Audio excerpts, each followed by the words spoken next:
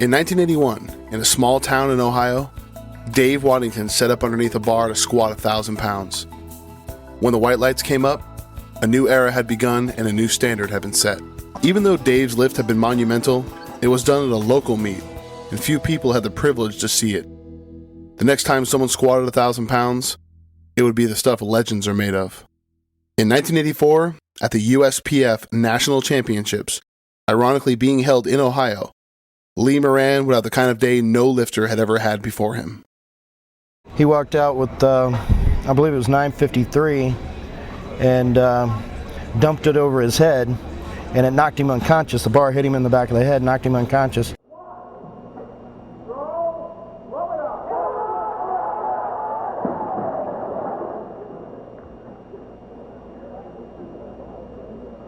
He bit his tongue, his nose was bleeding.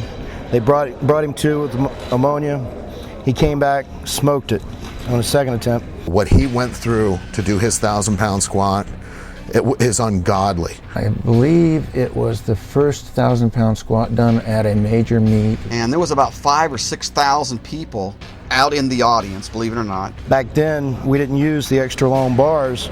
There wasn't enough bar for the weights. So they turned the collars around backwards to try to get a bite on the weights. They didn't tighten it down good enough, so when he walked back, he was shaking really bad. So when he stood up with the weight, one of the collars came off. And we thought, somebody's going to get seriously hurt here. And then the weight started going, and then by the end of the commotion, he had 500 pounds on one side, 100 pounds on the other side, and it flipped it up in the air like a catapult. He's sitting there back doing a balancing act. It was such an incredible event to see him miss it in such a spectacular fashion. And Lee got, very, very, I guess his blood pressure went way up. His nose started bleeding. It was horrible. Nobody figured he'd try it again. Everybody kind of stood up and get ready to leave. And then the MC says he's going to try it again. Most people don't even want to climb back under a bar right then because they're going to be, really hesitant. I mean, he was just like focused. It took 5 minutes, but Lee stepped under the weight again. This time everything was correct and the collars were tight. Even though Dave Waddington had come before him, today would be the day where everything changed.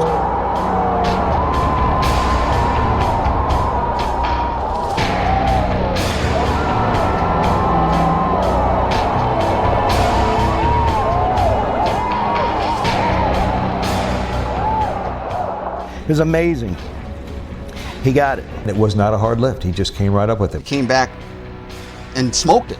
It was just, that's one of the great moments of powerlifting, and it was a honor, a privilege just to be able to be there and see what happened. It was astonishing. Almost as famous as Lee's squat was Lee's personality. Lee was a quintessential powerlifter on and off the platform.